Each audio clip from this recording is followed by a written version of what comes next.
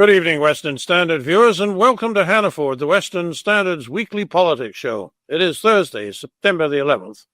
The federal Liberals have a dream that Canada will one day run on electricity, not fossil fuels, and they have bent their whole approach to government in that direction, first under Justin Trudeau, and now under his former mentor, the present Prime Minister, Carney. They want net zero carbon emissions by 2035, which is highly unlikely, and in particular it is demanding that only electric cars be sold after 2035. But what a lot of people don't realize is that they're phasing this in early. Until Mr. Carney announced a 12-month delay last week, auto dealers were expecting to be required by law in less than 4 months to make 1/5 of all passenger car sales electric. The ratio was to grow to 60% in 2030. Now, as a result of the Prime Minister's delay, the program now launches January the 1st, 2027. But this all seems like craziness. What if the poor old dealer to do if nobody wants an electric vehicle? With me today to talk about is Dan McTeague, no stranger to the Western Standard. Mr. McTeague is president of Canadians for Affordable Energy. He used to be a Liberal. I saw it on his Facebook page once. I don't know whether that's still there, Dan, but welcome back to the show. Good to be here, Mr. Hannaford. Nigel, it's great to have a chance to once again visit and speak and discuss matters of great importance for all of us here at the Western Standard. So then, what are the dealers supposed to do if they're selling cars and nobody wants to buy them? Well, I've spoken to many. In fact, I guess I was one of those many Canadians who went out and purchased a vehicle back about a month ago. So the second quarter of 2025 was very strong for internal combustion engines, ICE vehicles sales versus the electric vehicle purchases, which dropped 40% comparing to last year's second quarter. So what dealers are supposed to do is what May had expressed to me is that they're faced with an absolute certainty of bankruptcy, or at least laying off or finding themselves out of work should it come to that. And of course, we hear from the Mark Carney government they're going to pause this. I don't think there's any sense in pausing it. They should have scrapped it and made a decision to get rid of it once and for all.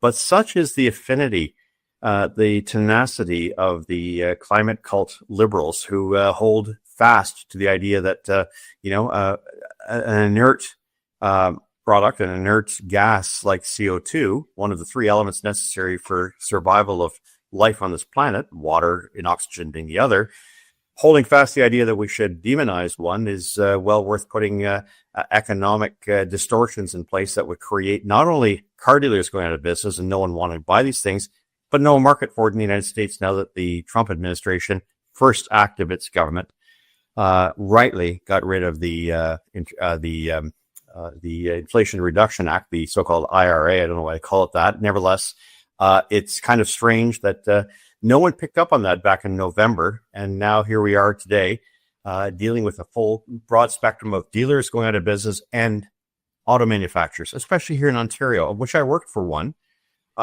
possibly leaving the country or shutting down as well, because there's no way imposed mandates like this can be realistically made in an environment where no one wants these things. Well, okay, so I thought that the Canadian auto industry was always based on exporting to the United States. And if now that they want to make electric cars, there's no way that the Canadian market would ever be able to sustain demand for that many vehicles that would make manufacturing them economic. So are you saying that the auto industry is a sunset industry in Ontario? It is, as long as it's pursued this reckless and not well thought out, short-sighted policy. Now, Nigel, I am not unversed in this industry. Prior to being elected in 1993, I served as media relations officer for a little tiny company that happens to be today's number one manufacturer in the world and number one in Canada, Toyota Canada. And with two or three manufacturers here in Ontario, many of them built since the late 1980s, at risk and at play are those kind of plants that are going to be forced to say, hey, follow the mandate. You have to sell only electric vehicles. You can only offer electric vehicles. They're not going that route. That's a company that basically put a line in the sand some time ago and said, yeah, we'll take the government grift. In other words, we'll take the mooch, we'll take the money, we'll take the public's money, much of it borrowed in terms of debt, but we're not going down that road. The rest of the world is not, therefore we're not. Practically speaking, you shouldn't either. There's other technologies out there that are just as good, maybe solid state batteries if we're going to go that route, or more efficiency out of internal combustion engines, melding that with hybrids. The last cut line I did when I worked at Toyota was for a little vehicle called the Tsunami. It later was a two-door prototype, which is really the basis for something called the Prius. And it's that model, the idea of hybrids with the engines, that is now going to be the mainstay for that company, at least for the next 20 to 30 years. Now, we can continue to row against the current and deny reality. But for our friends in Ottawa who've never worked in the automotive sector, never worked in the energy sector, obviously have never worked in the private sector, save and except those who can walk around saying, well, I work for, a certain funds company, as the Prime Minister does. Reality is biting the federal Liberals and their friends in the Bloc and the NDP really hard. No one wants these things. They're too expensive. They're impractical. And we don't have the money to build the infrastructure. Well, I think a lot of us have responded to this whole news either by thinking it won't happen in the end, and certainly the fact that it's been pushed back a year sort of plays into that comfortable narrative. And the other is, well, you won't be able to buy a new gas vehicle, but you'll still be able to, in the last month of 2035, when I'm still able to buy, or the 2034, when I'm still able to buy a gas-powered car, that's when I'm going to get my dream car. I'm sort of whatever age I am now, and I'm going to make it last for 25 years. Now, a lot could change in government policy, and in fact, governments themselves could change between now and 2035. But on the basis of what you know now, is that realistic thinking? Are you going to still be able to run your gas job in 2035? Are they going to take all the gas pumps away? Well, it seems that's what they want to do.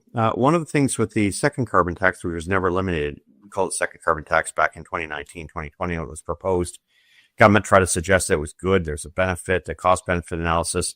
Our good friend economist, well-noted economist Ross McTeague, did a study for Canadians for Affordable Energy, in which he pointed out that for every dollar of benefit, there was $6 in cost, including a 1% drop in GDP, an average cost or hit of about $1,200 to $1,300. And that's a tax that refiners have to pay. In other words, they have to go to the carbon credit market in order to offset the requirement that they drop emissions by 30%. Why? Well, because the technology doesn't exist for that. Nor does it exist anywhere else in the world. So we're superimposing on Canada not only that which is unreal, but we're actually violating the law of thermodynamics. We're violating any principles of science, let alone any breakthroughs in technology. So, I've said this before, Nigel, to many people, it's cool to be trendy. But when it comes to the cost of the Canadian economy, our prosperity, our future, our industry, our manufacturing sector, our resource sector, if you want to throw those all out and cast them to the wind, that's fine.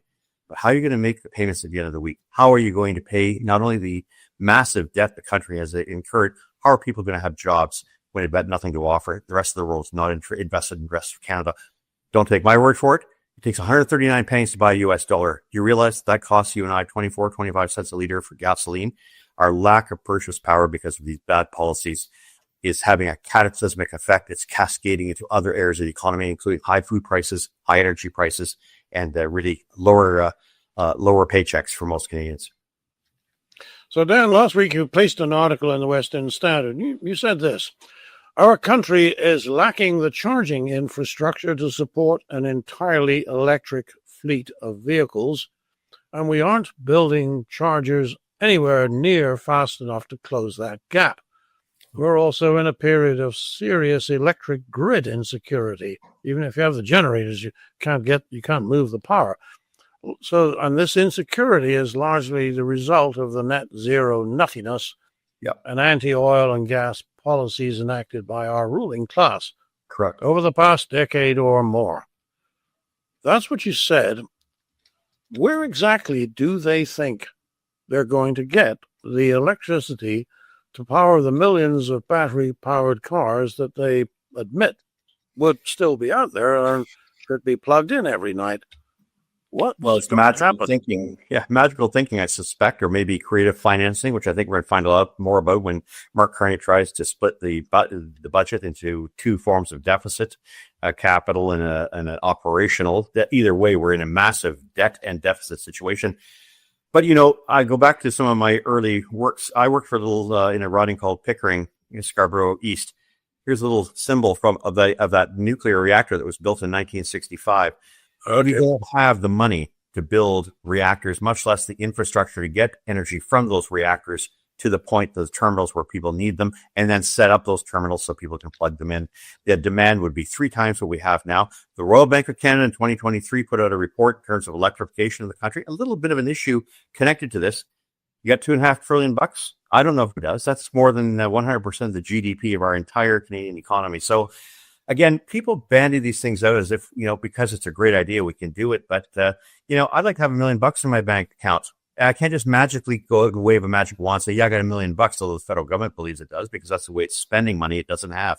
The reality, I think, for many of us is that the infrastructure is one question that cannot be resolved. We just don't have the equipment, the financing, nor do we have the wherewithal. We don't have enough electricians. We don't have enough minerals to be able to mine and to bring out the copper and to provide all of what's required to make sure that there's 100% servicing of a 100% vehicle fleet in this country. It is delusional beyond any discussion for anybody to believe in that in 9 short years you can have this done. No other country would be that insane. Even Norway knows they can't do it because at night they tell people to stop, don't plug in your vehicles, especially during the winter. I think we need a bit of a dose of reality. Unfortunately, the only way that's going to come about is for those pink slips to be hit. A lot more Canadians because of the bad policies of this government, not because of orange-haired men bad south of the border, but because of our own narrow-sightedness and our short-sightedness in terms of these policies, which have no basis in fact, nor do they have any impact in terms of reducing so-called emissions. Now, it is always difficult to get inside the head of somebody else, and Mr. Carney is the person I'm thinking of here. He obviously cannot be unaware of anything that you have just said. He knows better than any of us, I guess, how little money there is and how much debt there is. And that's probably why there's no Liberty Ship crash building program for generation and distribution. But I am suspicious that he may be okay with that. And I'm going to ask you whether, you have the same job getting inside his head as I do, but I am suspicious that his green anti-carbon sentiments might be quite comfortable with an outcome where a lot less Canadians are a lot less mobile. Am I starting to lose my grip on the reality here, going over the nut edge? Well, I can tell you what will change Mr. Carney very quickly is that the moment the country can no longer supply and afford and maintain a decent level of living for most Canadians and starts to whittle down prosperity and our credit gets downgraded. And yes, provinces like Quebec and Ontario, Manitoba, and the eastern provinces like in Atlantic Canada wind up seeing their equalization payments cut back. I think that's going to be a very hard reality for many of these regions and many of these posers who for the past 10 years have offered us, what amounts to shenanigan type politics that have no basis in economic reality or financial reality. Look, Mr. Carney's company said it all for me. Before he became prime minister, it moved to the United States. It bought the largest pipeline in the United States in the world, the Colonial Pipeline. It bought into future nuclear with respects to Brookfield's purchases of the once viable Westinghouse to get its nuclear division. It's purchased very heavily into heat pumps. There's no doubt in my mind that many of these people may believe very much in the fairy tale nonsense that we're killing ourselves with CO2. But for people like Mark Carney, it's one step above that. It's how much money they can make out of it. So creating a carbon credit market, unregulated, based on nothing, based on absolute thin air, if we can even call it that, in which they're able to make riches, enormous riches, by penalizing those who don't conform with their idea that you have to cut back CO2. Look, I don't want to be pedantical. I certainly don't want to be rude about this, but people are that concerned about CO2, that damn well stop exhaling. And I've said this many times. If you think it's that much of a problem, and you're part of that problem, maybe it's time that you stop exhaling, that we can make the point really salient that all of the policies Mr. Carney is advocating, that he's written about in this book of values, which he seems not to be adhering to these days, sooner or later, the real Mark Carney is going to have to show up. And we have the two faces of Janus with Mr. Carney, like it or not. I think Canadians are going to start to see the real Mr. Carney very shortly, because Pierre Poilievre, thankfully, is back in the House of Commons. He's going to hold his feet in the cabinet to the fire. Darn it, Dan, you're starting to make me doubt the good faith of the Prime Minister. It seems that the goal was always to have electric cars manufactured in Canada, and we mentioned this before, that the American market for them will have dried up. So I'm wondering whether that is ever going to happen. So Mr. Carney has strong business ties with China, and we've also got 100% tariff on Chinese electric vehicles and an inconvenient retaliatory tariff on Canadian canola exports to China. Do you see the sort of a quid pro quo coming around here, where we end up with a market flooded by Chinese electric vehicles? Yes, I do. I think that's the only option he has, because the Chinese know how to play the game as well, and their hit to the Canadian economy is significant and far more damaging than what the Americans are doing with their tariffs. I mean, at the end of the day, we're still dealing 95% of our goods with the United States, not just the automotive. But if we think we can create a brand new industry, a battery industry, we need 15 years to catch up. China did this 15 years ago. In the late 2005, 2008 period, they decided they couldn't beat the West, including Canada, the United States, and Europe, when it came to internal combustion engines and the ever improving technology that brought emissions down, that brought pollution down, that brought fuel efficiency to levels that we had never seen. So the Chinese basically gave up on us and said, we can't replicate what they're doing.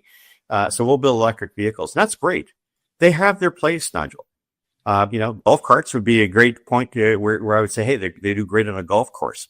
They do great in downtown cities, perhaps, when you have to go from point A to point B. Although you could use public transit. We spend billions of dollars on that every year. But they sure as heck cannot replace the efficiency, the reliability, the durability, and the economics of the internal combustion engine. Like it or not, some people just think it's an old-fashioned idea. I heard Flavio Volpe's father I knew quite well, sat with him in the House of Commons on my side many years. Auto parts guy came and he would only say to the CBC, the only people who want to not have EVs are people, I think he referred to them as, people who want to have pickup trucks and dinosaurs. If that's the kind of mentality that still pervades the automotive sector and the power levers and institutions that make decisions in this country, then I think we are definitely going to see an auto sector doomed to its own failure, while companies like Toyota and Stellantis and Ford and Volkswagen and others are simply going to pack up and go south of the border. And Canadians, they'll have a choice. Yeah, they'll have their internal combustion engines, but won't be one scintilla of Canadian content in any of that stuff. That's because we backed the wrong horse, and we continue to still back that wrong horse. And by a delay, we continue to say, maybe there's a hope. There's no hope. This thing is gone. It's done. It's history. It's toast. People need to really wake up and smell the coffee and maybe get their elbows down and start thinking for once. Well, so a lot of us are thinking about what is the last gasoline-powered car that we're going to buy. I mean, if you like your gas car, then that is certainly something that you're thinking about. Oh, the Cubanization of Canada, wonderful. No, I think it's going to be around for a long time. People buy them from elsewhere, even their friends in Quebec. They're not stupid. The number one per capita purchasers of pickup trucks is in Alberta and Saskatchewan. It's Quebec. And so, these guys can continue to be trendy and cool and row against the current, pretend they have support for these things. The public really knows where to go on this, and they've made it very, very clear. They did so. The report this week alone, Nigel, said everything. Internal combustion engine vehicle sales up 18% compared to the second quarter last year. EVs down 40%. And the only reason they're kept up? is that because they're asking people who can't afford, who have to pay their taxes, so these people can have a subsidy. If you have to subsidize the building of these things, you have to subsidize the infrastructure of these things, and you have to subsidize the purchase, this makes no economic sense. It sure as heck doesn't make any fiscal sense. So at the end of the day, I'm saying this whole vehicle EV mandate fantasy, a branch and extension of net zero, needs to be lined up on the 30-yard line and punted right through the end zone. The sooner, the better. So, Dan, so far we've only talked about electric vehicles, but obviously our whole way of life is based on secure electricity supplies. What else might Canadians expect that hasn't been much talked about so far as Mr. Carney tries to take the carbon out of us? Well, I think Mr. Carney is going to have a real sit down with people who know better, and that carbon, or at least human emissions of carbon, are not the dreadful emergency catastrophic thing that it appears to be. The United States administration has just included several top scientists and economists who've said this fear mongering that has been the basis by which we have spent trillions of dollars trying to introduce renewables to make our energy availability vulnerable and unaffordable is not working. It's not working in Europe. It's certainly not going to be tried in China. And it's not going to be worked out in the United States. So there can be a little mix of that, but not the tens of trillions of dollars that have had to be committed that some are pretending we can commit to. In the next few weeks, Nigel, here in Canada, then the argument is going to be he has to present a budget when that's over $100 billion in deficit, added to the $1.4 trillion already. And that's only federal. Remember, the provinces are almost $2 trillion in debt collectively at a sub-sovereign level. I think the gig will be up. The bond rating agencies are going to look at that and say, credit downgrade. And by the way, that means higher interest rates. That means less investment in the country. That means we're back to where we were in 1981 or worse, stagflation. Dear God. People ask me if this is part of a grander plan conceived at a higher level of international intrigue. This is the last question. Sure. I don't know what to tell them, but I do see the same kind of pressures to go electric in Europe and, of course, before President Trump in the United States. Is there a grander plan that we are aware of here in Canada? Oh, there has to be. But Canada is susceptible to it because it's basically had a leadership that said basically anything that goes, whether it be Davos or whether that be the United Nations, we're going to sign up to something that is scientifically and intellectually questionable at best. I say to people, they say, well, you're not a climate scientist. Well, neither are they. But we have a lot of political scientists that think they are. And that's the problem, is that we have a policy that's made and derived in another part of the world that's hurting another part of the world. Europe is on its knees. Europe doesn't have natural gas. It's got tons under its ground. It has to rely on the United States for LNG. Now that you had the blowing up of the Nord Stream pipeline and Russia, of course, invading Ukraine. That aside, in the geopolitical conflict confrontation, you now have a circumstance where Europe is on its knees. Its manufacturing is stalling. The quality of life is certainly in decline. People are having trouble. Nigel, you know this perhaps better than I do. Elderly are finding it difficult to stay warm in the middle of winter in the UK. It's not it's not a matter of that gives us any comfort to say, hey, we're in Canada, we have lots of resources. But the fact that we have turned our idea away from being able to sell the world the rest of our great resources, and I'm not just talking oil and gas or agriculture or mining, is a real tragedy. And whether that's the World Economic Forum pushing us on this net zero nonsense, which it is, and a scam, or whether it is flooding the country with migration and going well beyond even our own advisors in our public service who said this was not the way to go. However we want to conduct it, it certainly isn't something the public wants. Now, the public can be very ignorant in many of these cases, but the public did not sign up to these programs. And I think we need a clear definition election on net zero, which has led to significant decline in our standard of living and an era of unaffordability for just about everything. And don't take my word for it. Talk to anyone shopping at the grocery stores when they're looking and saying, and our good friend Sylvain Charlevoix, the food professor, saying, inflation on food continues to rise faster in the United States, faster than most European countries.